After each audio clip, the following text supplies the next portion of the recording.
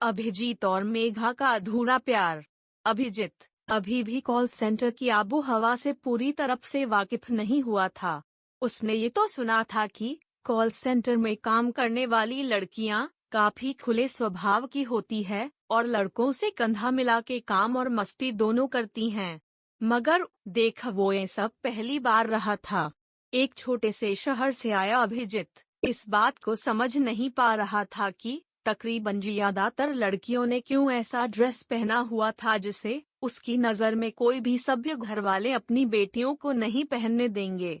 काम तो सुशील ढंग के कपड़े पहनकर भी किया जा सकता है, अभिजीत ने मन ही मन में सोचा और गहरी सांस ली। उसे अभी एक ब्रेक लेना था। सिगरेट पीने की बुरी आदत थी उसे, वो जानता था इस बात को, मगर अभी तक छोड़ नहीं पाया था। कैंपस के बाहर निकलकर अभिजीत ने एक चाय ली और अपनी सिगरेट सुलगाई। अभी उसके ज्यादा दोस्त नहीं बने थे, नई नई नौकरी थी और वो ऐसे भी जरा कम बोलने वालों में से था। उसने आसपास अपनी नजरें दौड़ाई तो हर तरफ उसे सिगरेट का धुआं और नूडल्स खाते लोग, जोर जोर से बातें करने वाली लड़कियों का झुंड ही दिखाई पड़ा।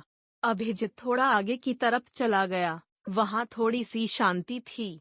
चाय की चुस्कियों के साथ वो अपनी नौकरी और अपने घर के बारे में सोचने लगा।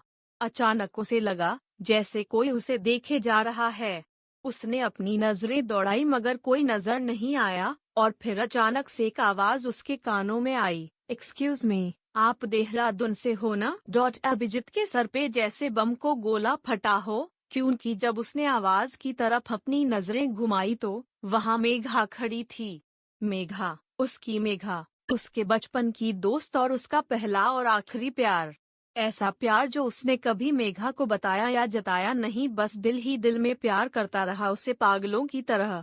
फिर जब अभिजीत के पापा का ट्रांसफर हो गया तो उन्हें देहरादून छोड़ना पड़ा, मगर आखिरी वक्त तक अभिजीत ने मेघा को अपने प्यार के बारे में कुछ नहीं बताया।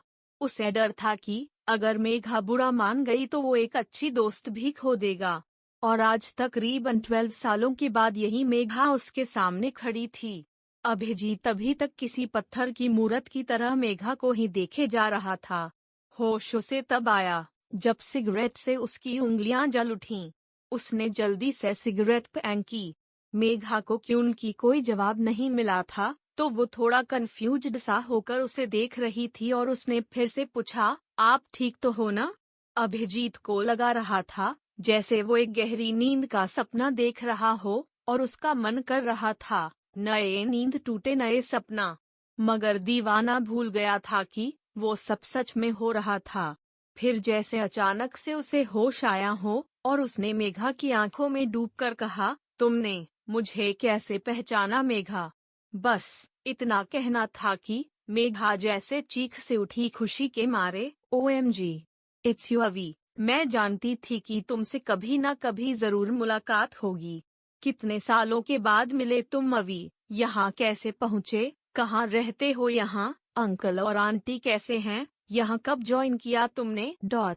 ये सारे सवाल मेघा ने एक ही सांस में किए थे और उसने अभिजीत को कुछ भी बोलने का मौका नहीं दिया था अभी तक।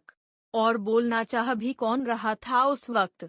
अभिजीत तो मेघा को देखकर मेघालय पहुंच गया था बदलों में उड़ता हुआ, और उसकी उस उड़ान को और ऊंचा उड़ा रही थी मेघा, जिसने जाने अनजाने बेहद खुश होकर उसका हाथ अपने हाथों में लेकर पकड़ा हुआ था।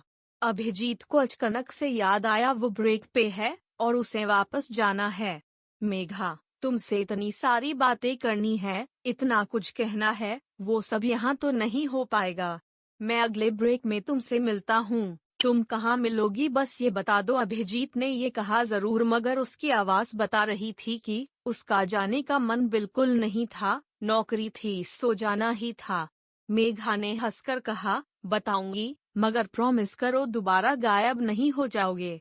अभिजीत मुस्कुराया, बोला कुछ नहीं। 2 घंटे के बाद का वक्त फिक्स किया दोनों ने मुलाकात का और अभिजीत बादलों की सवारी से उतरकर यथार्थ की दुनिया में जमीन पे अपने कदमों के सहारे ऑफिस के अंदर चला गया। जब तक मेघा उसे दिखती रही वो घूम घूम के उसे देखता रहा। मेघा भी मुस्कुराते हुए उसकी तरफ देखती रही। अभिजीत वापस आके काम पे तो लग गया था, मगर उसका सारा ध्यान वहाँ पर ही लगा हुआ था। बचपन की वो सारी यादें किसी फिल्म की तरह उसकी आंखों के सामने से गुजर रही थी। वो साथ खेलना, स्कूल जाना, टिफिन शेयर करना, एक साथ होमवर्क करना, सब कुछ जैसे फिर से जीवंत हो चुका था अभिजीत के लिए। अभिजीत ने काम करते करते मन पक्का कर लिया कि अगली ब्रेक पे जब वो मेघा से मिलेगा तो एक पल भी नहीं रुकेगा और उसे सीधे बताएगा कि वो कितना प्यार करता आया है उसे बचपन से हुए और आज भी वो सिर्फ उसी से प्यार करता है। उसने गहरी सांस छोड़ी और मन ही मन में मुस्कुराया ये सोचकर कि उसके बचपन का प्यार आखिर उसे आज हासिल हो ही जाएगा। अचानक से उसे अपना वर्क स्टेशन शांत और बहुत अच्छा लगने लगा। उसने मेघा का ड्रेस याद किया, कितनी प्यारी से लग रही थी मेघा गुलाबी सलवार कुर्ती में, वो भी तो यही कॉल सेंटर में काम करती हैं। मगर कितनी अलग है वो इन सारी लड़कियों से। अपने आसपास की लड़कियों को देखते देखते अभिजीत ने सोचा और उसके होंठों पे एक शांत और प्यारी सी मुस्कुराहट दौड़ गई। अभी वक्त था अगले ब्रेक में। अभिजीत का मन कर रहा था कि वो घड़ी की सुइयों को तेजी से घुमा के आगे कर दे। ऐसा ही तो होता है प्यार में। जब आप किसी से सच्चा प्यार करते हो तो ऐसी ही हालत होती है दिल की। उनके बिना रहा नहीं जाता एक पल भी। मन करता है बस उनके साथ रहें हमेशा, हर पल। ऐसी ही हालत अभिजीत की भी थी। उसने घड़ी देखी, अभी भी 15 मिनट बाकी थे, मगर अब उससे रहा न गया और वो अपने बॉस से कह के ब्रेक के लिए निकल पड़ा। अभिजीत के मन में लाखों बातें घूम रही थी मगर सबसे ज्यादा बेचैन वो मेघा को ये बताने के लिए हो रहा था कि वो उसे कितना प्यार करता है, और वो 100% श्योर था कि मेघा जैसे ही ये सुनेगी वो हैरान रह जाएगी और फिर बात आगे बढ़ेगी। अभिजीत ने अपनी सिगरेट सुला ली थी और अपने हाथ में चाय का ग्लास लेकर वो उसी दिशा में बढ़ने लगा जहां मेघा से उसकी मुलाकात हुई थी। अभिजीत ने महसूस किया कि वो कांप रहा है। वो समझ गया कि ये महज उत्तेजना की वजह से है कि उनकी आज इतने सालों बाद वो अपने दिल की बात उस लड़की को बताने वाला है जो उसके ख्वाब और हकीकत दोनों की रानी रही है। उसने अपने कदमों की रफ्तार थोड़ी धीमी की और आगे बढ़ने लगा। अभिजीत ने दूर से ही देख लिया कि मेघा उसी जगह पे खड़ी होकर उसका इंतजार कर रही है। आसपास 2-4 लोग और थे। अभिजीत को उन लोगों का वहां होना अच्छा नहीं लगा। उसे एकांत चाहिए था अपने दिल की बात कहने के लिए। अभी उसे मेघा की आवाज सुनाई दी। उसने सर उठा के देखा, मेघा हाथ उठाकर उसे इशारे से जल्दी आने को कह रही है। अभिजीत ने अपने कदमों की रफ्तार बढ़ाई और चंद सेकंड्स में वो मेघा के पास पहुंच गया। उसने मेघा की तरफ से